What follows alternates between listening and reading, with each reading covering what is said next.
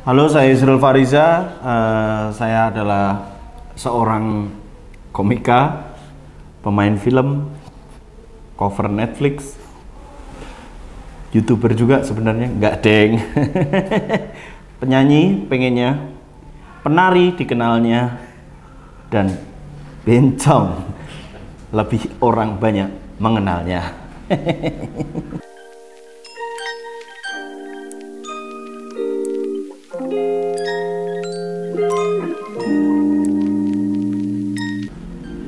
Pertanyaan pertama, Mas. Ini kita ngamatin kenapa Mas Yusril fix IG-nya tuh estetik. Waduh, pertanyaannya langsung tak tertebak gini ya.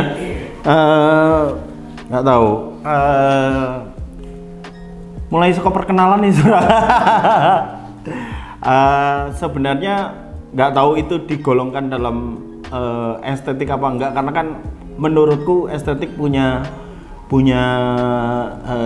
definisi yang lebih luas daripada apa yang sekedar saya tampilkan di Instagram. Tapi ya menurutku apa yang aku tampilkan itu ya sebenarnya nggak aku bilang estetik juga, aku hanya bilang ya apa yang bagus di mataku aja gitu. Lebih ke minimalis mungkin iya, tapi nggak banyak gitu. Jadi aku hanya menampilkan apa yang menurutku bagus aja sebenarnya gitu. Nggak ada, tanpa ada niatan apakah itu bisa dikategorikan sebagai estetik atau enggak gitu. Atau karena mungkin suka fotografi? Fotografi itu aku sebenarnya suka, tapi nggak pernah mendalami yang banget gitu loh. Karena dulu aku di kampus itu juga tidak yang ikut ikut kegiatan fotografi mahasiswa gitu, nggak tergabung dalam klub apapun lah gitu. Karena fokusku waktu kuliah itu memang masuk kuliah karena pengen bikin film gitu aja, karena terinspirasi dari catatan akhir sekolah. Jadi dari semester pertama itu emang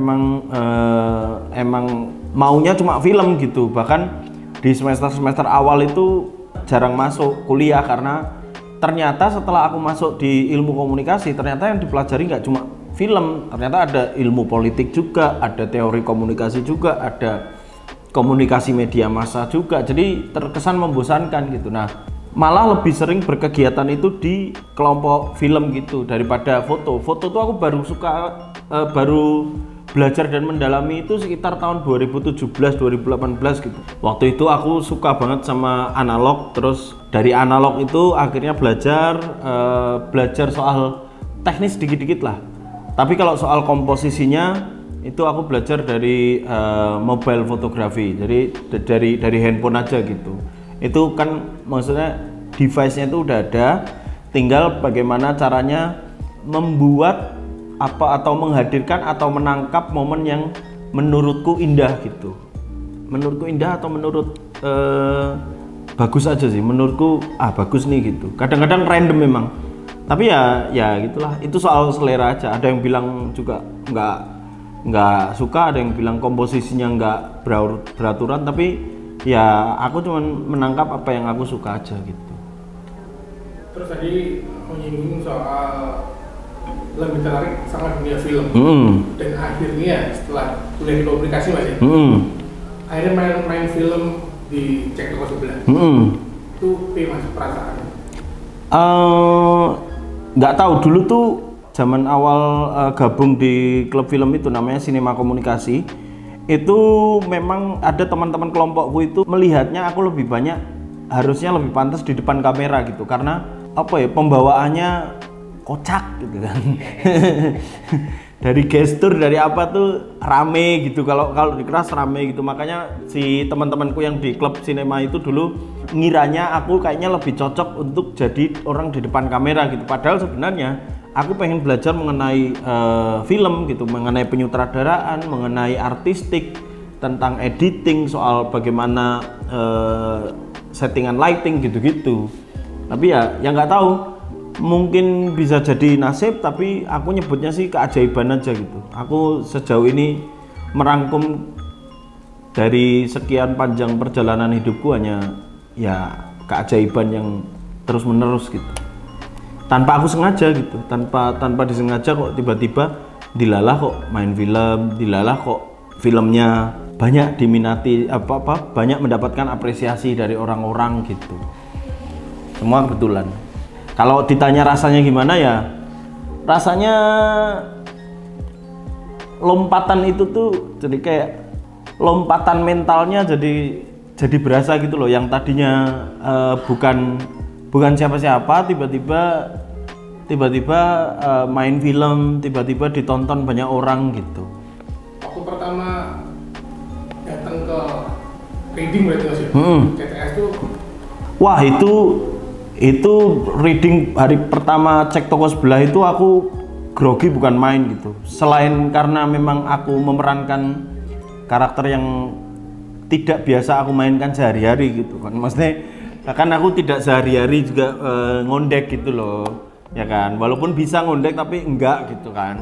Nah, tapi kan waktu reading itu di depan Dion Wiyoko, terus di depan Gisel, di depan Adinia Wirasti, di depan Ernest, itu groginya bukan main itu. Bahkan waktu pertama kali datang reading itu orang-orang bahkan Benedion tuh waktu itu bilang ke aku, anjing nggak bisa acting kocok gitu. Terus drop say. Terus ya dia jelek namanya juga pertama kali reading dan pertama kalinya aku beradegan di depan orang-orang yang lebih dulu ada di industri hiburan gitu sebelum aku gitu. Nah, terus sampai Jogja itu ya Ernest telepon untuk meyakinkan gitu. Lu kenapa gitu. Habis itu aku bilang kalau aku grogi, ya mungkin kurang juga banyak referensinya gitu untuk bagaimana cara mendalami acting si Naryo ini gitu. Terus ya habis itu aku ya nonton banyak film, terutama film-film Indonesia yang ada karakter-karakter ngondek, karakter-karakter transgender gitu. Ya dipelajari. Total Mas, ada berapa film? Aduh ini aku yang nggak ngitung. Kayaknya sekitarannya itu 19 sama 20-an kayaknya. 19 kayaknya. 20-an deh, 20-an kayaknya. Itu udah termasuk yang cuman main satu scene ya. Ada satu scene yang di delete ada gitu. Ada satu scene di trailernya ada, tapi waktu tayang nggak ada. Di premiere bahkan aku nonton ada, tapi begitu tayang di bioskop nggak ada aku. Tadi gimana jadinya? Ada muncul di scene 1, tiba-tiba nggak ada. Ada satu film judulnya Insya Allah Sah 2. Itu di trailer padahal ada aku, bahkan di premiere ada aku, pas ditayang di bioskop nggak ada. Mungkin ini apa namanya di cut mungkin ya, butuh kebutuhan durasi.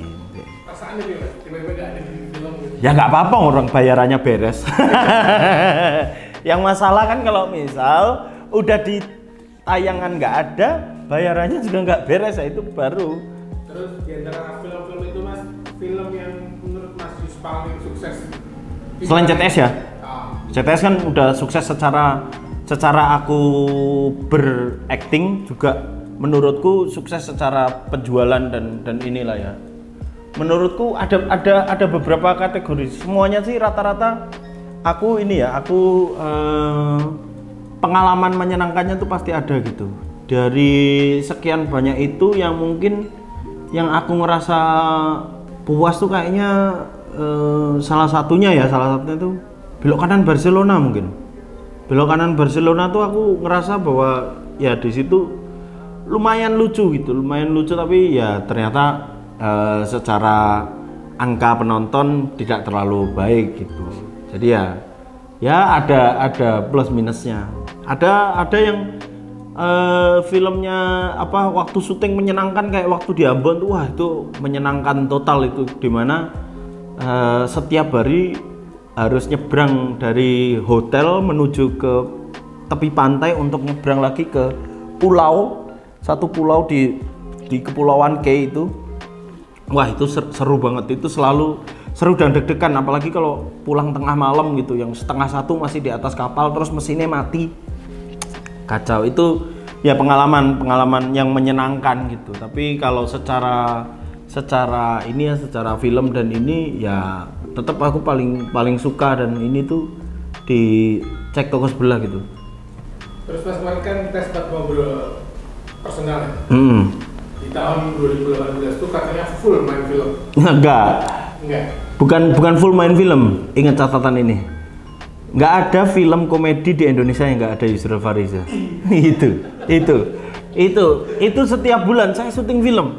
Setiap bulan, bahkan ada satu bulan yang 3 film. Itu keren banget. Kacau. Laris habis itu. Bukan laris karena saya bertalenta sih, karena murah. Terus 2019 2000 ya itu yang tadinya aku 2018 itu dari Januari sampai Desember itu setiap bulan tuh aku hampir syuting. Jadi kayak dari Januari itu syuting apa ya, Reuni Z kalau nggak salah, Reuni Z, udah akhir-akhir Reuni Z gitu. Terus Februarinya udah mulai Oke Jack, Maret itu udah mulai Kapal Goyang Kapten, April balik lagi itu Belok Kanan Barcelona, Mei Juni itu Cek Toko Sebelah The Series yang pertama, terus Juli itu apa ya, film itu ya pokoknya itulah, pokoknya sampai Desember itu aku ada film terus. Jadi sampai Desember terus balik ke Januari 2019 tiba-tiba hilang, tiba-tiba kok apa ya gitu, apa ya yang mengganjal dan perlu ku perbaiki gitu. Terus ya wes akhirnya evaluasi diri, ternyata kayaknya memang ada beberapa yang berkurang gitu di bukan di sela sih, maksudnya dari banyak kesibukan itu memang pada akhirnya yang aku kurangi adalah ya pembelajaranku atas acting gitu. Jadi kemudian ya merefleksi diri aja gitu, oh mungkin memang aku ini ya actingnya kurang gitu, mungkin secara kemarin terlalu banyak, jadi nggak ada lagi tuh yang kayak reading yang maksimal, mendalami karakter dan apa gitu, udah diremehkan lah waktu itu. Ya namanya orang lagi naik-naiknya gitu kan, ya sombong itu pernah ada, saya merasa sendiri. Terus mental untuk kayak bahwa ya udah ngapain aku reading, toh hasilnya juga sama aja gitu hasilnya. Nah mental kayak gitu sempat ada, cuman ya semoga saja tidak banyak yang mengalami ini, karena ya jangan lama-lama, kalaupun ada di fase ini juga jangan terlalu lama gitu. Kalau nanti siapapun, kalau kamu sudah menekuni bidangmu gitu, kalau kamu sudah mencapai pada titik tertinggi dalam bidang yang kamu sukai itu, jangan sampai bahwa yang kamu suka ini pada awalnya alasan kamu pertama kali menyukai kesenian ini tuh apa gitu. Nah aku tuh sempat ada tuh lupa gitu, inilah udah malas untuk mendalami karakter lah, yang penting dialog ono, gambar terang gitu, yang penting asal terang gambar ada gitu. Di 2019 itu kayaknya baru cuman 3 kayaknya. Pocong itu aja 1 scene. Terus senior ini film yang aneh karena aku nggak tahu judulnya apa. Tiba-tiba ada tawaran untuk syuting di Bandung. Terus aku berangkat ke Bandung, syuting 1 scene, habis itu pulang. Terus waktu di Empire gitu, aku parkir motor, ada poster film, kok ada namaku di situ. Oh film ini yang aku syuting di Bandung ternyata. Sampai begitu aku. Sampai aku nggak tahu filmku itu apa itu. Pernah lah merasakan wangi-wangi industri hiburan tuh pernah lah. Sekarang ya biasa aja. Yang terakhir main film sama apa? Wah lupa aku terakhir main film apa ya? Positif tuh terakhir ya? Film pendek. Oh wah ini. Enggak Pocong enggak terakhir film terakhir sebelum pandemi berarti ya. Belum pandemi itu film terakhir adalah lali aku. Bukan, ada lagi Desember gitu. Oh berarti Cek Toko Sebelah The Series berarti. Lama sekali ya nggak syuting film ya. Ya, baru sadar aku. Terus ini Mas, ada peran impian yang pengen dimainin kalau main film? Pengen jadi apa? Nah, sebenarnya aku jatuh cinta dengan seni peran dan koyoke ini aku pengen banget untuk role gue adalah waktu aku nonton Catatan Si Boy. Nah ini pasti pada mau ngira Emon, enggak, salah. Aku pengen jadi Kendi. Jadi Kendi itu adalah sidekicknya Boy. Nah, aku tuh nggak pengen jadi pemeran utama tuh, bukan impianku, tapi jadi sidekicknya itu loh, yang konfliknya bukan ada pada dia, tapi dia selalu membantu si tokoh utama ini untuk mencapai dan mendorong apa yang menjadi tujuannya gitu. Nah, pengen kayak gitu. Cuman kalau ditanya impiannya adalah kalau misalnya ada remake catatan si Boy, pengen aku kayaknya jadi Emon gitu, karena kayaknya setelah beberapa tahun di film gitu, kayaknya yang aku bisa bilang actingku baik itu ya di Jack Toko sebelah gitu, di peran-peran ngondek gitu. Dan kayak ya udahlah, peran ngondeknya kan, tapi nggak, kalau Naryo itu kan bici kan, lebih ke keple, nah lebih bencong-bencong keple, nah bencong-bencong mure gitu. Tapi kalau Emon ini kan bahkan aku pernah, ya aku agak harus diakui narsis gitu. Aku pernah googling namaku sendiri di Google gitu, ada review yang bilang aku masih inget itu reviewnya Jakarta Post. Jadi dia bilang review Cek Toko Sebelah, terus di bawahnya itu ada kalimat, kalau ada remake tentang catatan si Boy maka Yusril Fariza adalah orang yang paling pas untuk memerankan Emon gitu. Tapi bahasa Inggris, aku lali bahasa Inggrisnya ya, tapi intinya kayak gitu ya. Terima kasih Jakarta Post ya. Mas, aktor idola luar negeri dan dalam negeri. Aktor idola kalau luar negeri siapa ya? Kalau luar negeri, kalau Hollywood tuh aku suka Ricky Gervais. Ricky Gervais tuh komika juga ya kan. Terus dia juga beberapa kali main film. Dia main film serius bisa, main komedi juga ya, karena dia adalah seorang komedian, stand up komedian. Yang kedua adalah Jim Carrey.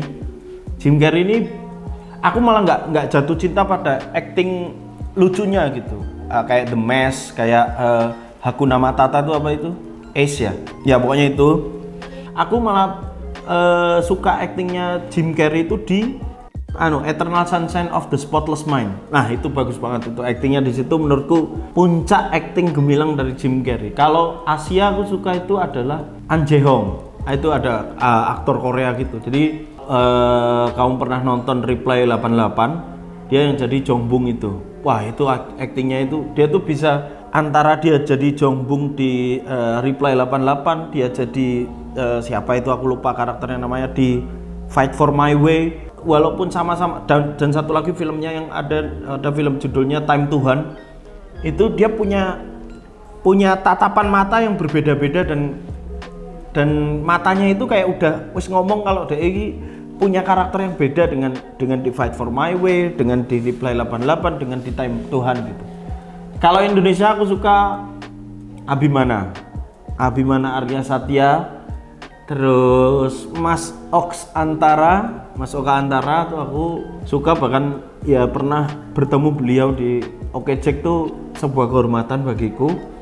Terus siapa lagi ya? Kalau ceweknya suka itu masih Adenia Wirasti. Mbak Asti itu auranya gila. Auranya kalau di ruang tunggu itu kan setiap ada Mbak Asti di situ tuh kayak aduh, auranya tuh dari sorot matanya tuh udah mengatakan bahwa udah deh nggak usah bercanda di sini, keluar semua.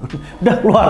Memang ada kata Pak Tora tuh emang ada selebriti yang ya udah dia golongannya selebriti aja. Tapi ada selebriti yang golongannya tuh dia tuh star dalam artian ini orang kelihatan nih berkilau tapi nggak akan pernah bisa digapai. Nah itu Mbak Asti tuh di situ tuh nggak, waduh kayak auranya tuh udah aura bintang banget gitu loh. Itu sih masih Mbak Asti aku. Sejauh ini dengan film-film itu Mas pernah nggak main jadi karakter yang serius? Belum pernah. Karena tidak ada yang percaya, karena katanya aku pernah ditawari untuk main serius dalam film horor yang Keranda Terbang tuh apa judulnya ya? Lampor. Nah itu aku harusnya bermain non komedi, tapi produsernya kurang bisa percaya karena walaupun sebisa apapun aku bermain komedi, mukaku tuh tetap muka yang blae. Kocak lu. Ada impian yang Mas pengen main film yang disutradari sama siapa gitu yang difavoritkan? Indonesia ya? Indonesia pengen tuh aku siapa ya? Oh, Mas Anung pernah deh. Mas Anung tuh salah satu checklist impianku untuk bekerja sama dengan beliau gitu. Karena ya tidak bisa dibohongi, dulu aku pertama kali alasan untuk pengen belajar film ya catatan akhir sekolah gitu. Habis itu bermain dengan salah satu orang yang ada di dalamnya tuh ya impian gitu. Tapi kalau yang belum, siapa ya yang belum dan aku pengen ya? Belum ada sih Pak. Pengen main sebenarnya di superhero, cuman nggak tahu sutradaranya siapa kan. Yang penting ya itulah. Pengen jadi ininya kayak kau tahu di Spider-Man tuh ada kayak orang yang membantu superhero dalam melancarkan tugasnya. Nah itu kayak Peter Parker punya net gitu, kayak Tony Stark punya Jarvis gitu, kayak Captain America punya Falcon gitu-gitu dah. Sidekick-nya aja, yang penting buat komikal-komikalnya aja gitu. Orang sing sepaneng kayak superhero nih ngono ora. Superhero kan dark banget ngono. Nah ini sing bagian lucu-lucuan nih, sing bagian komikal-komikalnya. Karena harus disadari bahwa ada perbedaan di mana aktor dan komedian gitu. Aktor adalah orang yang menurutku seni peran gitu, mendalami seni peran, bagaimana dia menjadi orang lain sesuai dengan karakter yang dibutuhkan. Sedangkan kalau komedian tuh ya bagaimana caranya di scene itu menghasilkan adegan yang lucu gitu. Makanya aku kayaknya nggak pernah jadi orang lain kecuali Naryo. Tapi sempat kepikiran gimana kalau kedepannya itu tiba-tiba harus main serius? Sempat dan mungkin akan aku ambil. Kenapa? Karena dalam hidup tuh kadang-kadang aku nggak suka ini Pak, nggak suka coba-coba gitu. Tapi paling nggak ada pertaruhan yang worth to try gitu loh. Kayak ya misalnya kalau nggak diambil tawaran ini ya kayaknya aku nggak akan pernah ada tawaran lagi gitu untuk bermain serius gitu. Kalau komedi kan pasti ada kalau ternyata tawaran ke aktor lainnya lebih mahal gitu kan. Golek aku sing murah-murah ae, ora apa-apa. Tak tompo asal cocok. Asal rapi 700. 750 ra apa-apa. Terus Mas, siap nggak kalau misalnya main film ada adegan yang lebih batas normal kayak adegan seks, ciuman? Ya asal pas. Enggak. Adegan ciuman tuh nggak segampang slap kono kuwi lho. Kan aku ini dipotong sih di filmnya. Ada aku. Jadi ceritanya di Kapal Goyang Kapten ini aku punya istri gitu. Nah, otomatis kalau suami istri kan ada sesekali cium lah gitu kan. Cium paling nggak kening gitu. Wah, kuwi grogine luar biasa, Pak. Karena dideloki wong, kowe ambung-ambungan deloki wong piye, Jal? Isin lho. Kecuali nek nanti isin emang ora apa-apa. Tapi kalau adegan kayak gitu belum terpikirkan. Tapi kalau misal iya ya everything is a price gitu kan. Everything is a price. Karena beradegan seperti itu tentu tidak mudah gitu. Tentu tidak mudah dan ngilangin awkwardnya itu loh yang susah. Ngilangin aduh canggung-canggung sekalipun dalam cerita kan, tapi kan wes berkat ki kowe tetap ketemu wong kuwi meneh gitu loh. Kamu tetap ketemu sama orang itu. Jadi ana rasa sungkan di mana bar ngene njuk. Tiba-tiba ada tawaran main ciuman tapi kan cowok kayak film Hari Sabtu yang Tora sama ini bukan Surya Saputra. Itu menurutku akan aku ambil. Kenapa? Tapi ada tapinya. Tapi memang kebutuhan ceritanya satu harus seperti itu. Yang kedua bukan cuma lucu-lucuan tok gitu.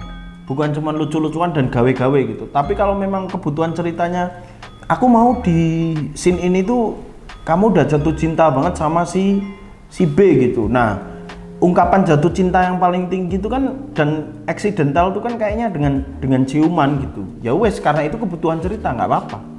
Aku siap insya Allah. Iya Mas, aku benar apa ya? Ini diantara stand up, fotografi, film yang paling disukai yang mana? Urutkan 1, 2, 3. Yang pertama film sih. Pertama film, yang kedua fotografi, yang ketiga stand up gitu. Karena basicnya tuh beda-beda toh. dari inian keseniannya pun medium keseniannya beda-beda. Film itu lebih ke banyak aspeknya gitu, lebih ke seni peran dan segala macam. Tapi di balik itu film itu juga sebuah kesenian yang kompleks gitu, yang nggak cuman apa yang ada dalam cerita tok, tapi di situ juga kita bisa lihat ada representasi budaya, ada semiotika, ada bagaimana pembangunan karakter dan stigma gitu. Jadi ya memang sangat kompleks gitu kan. Nah, itu aku suka membedah itu karena ya memang itu kuliahku dulu gitu loh. Kuliah filmologi gitu dulu kayak gitu. Bagaimana kenapa seseorang yang baik itu selalu kenapa seseorang yang tertindas selalu digambarkan dengan baik parasnya, terus menggunakan atribut-atribut agama tertentu gitu loh. Kenapa gitu? Nah, itu ada banyak aspeknya. Itulah kenapa aku lebih mencintai film, karena ada banyak inian yang bisa dikaji gitu. Terus kalau fotografi, ya itu fotografi itu kayak gini loh, aku dipaksa belajar untuk lebih banyak memperhatikan sekitar gitu.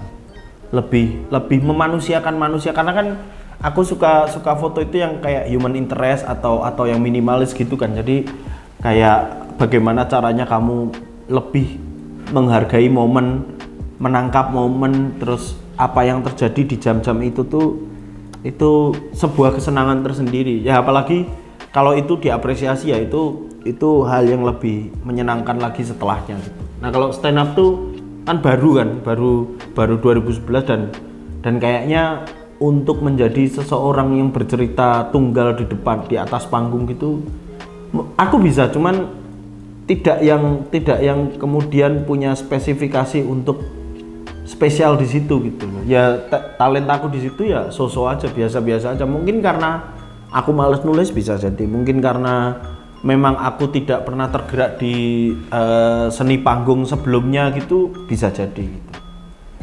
Gitu sih urutannya itu. Yang ketiga itu duitnya yang paling gede pasti film. Film lah. Film paling gede film. Ya waktunya juga di-spare lebih lama kalau film.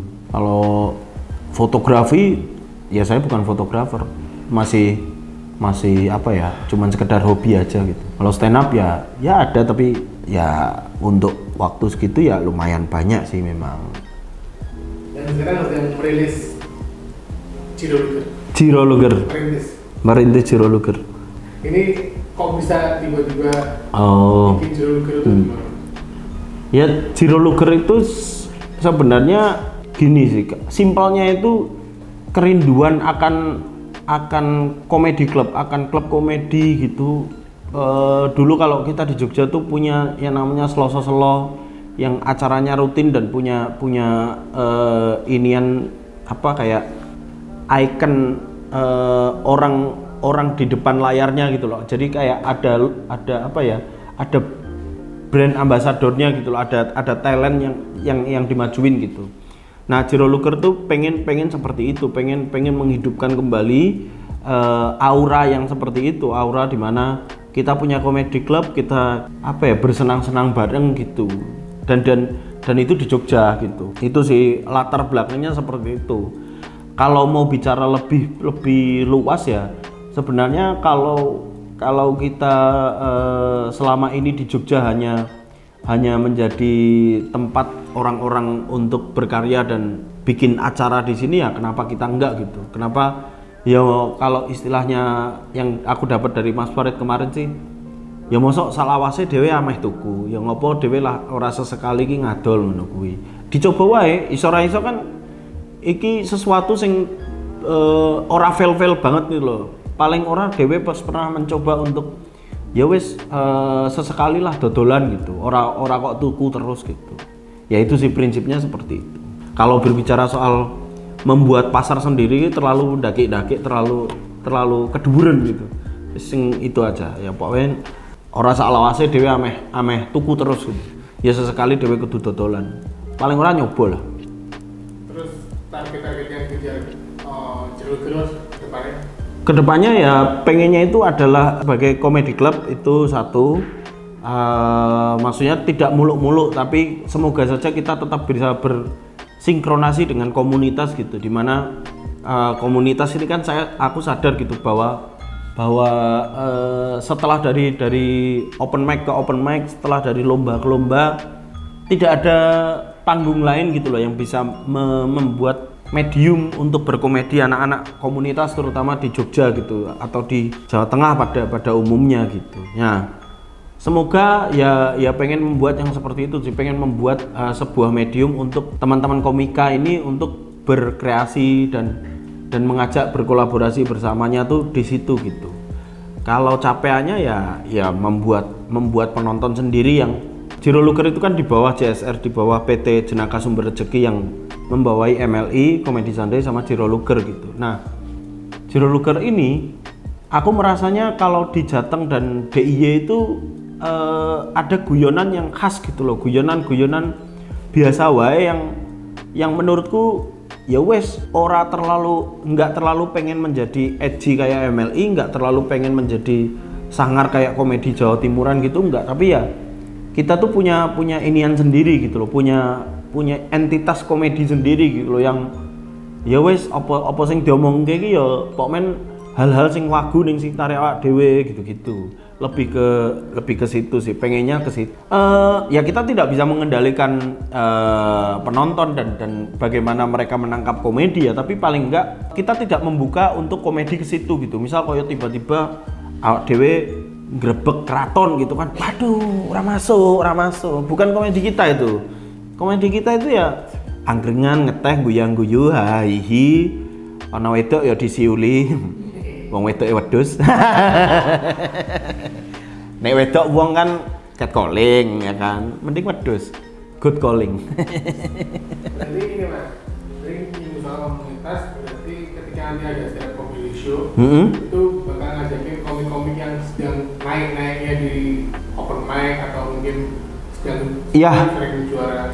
Ya, tapi itu kembali ke masing-masing ya. Nek ditawari kan kami tidak menjanjikan apapun, exposure ya saya cilik ya kan, exposure pun tidak terlalu tinggi. Terus soal feedbacknya apa yang bisa kita kasih pun tidak terlalu tinggi gitu. Jadi itu kembali ke masing-masing komikanya aja gitu. Aku tidak pernah memaksa untuk ya nek kue nolak aku berarti kue akan menyesal, nggak pernah seperti itu. Tapi ya bagaimana kalau kamu mengiyakan ya ayo, kalau tidak ya wes gitu. Kalau memang dirasa bahwa tidak cukup menguntungkanmu ya wes nggak apa-apa gitu kan.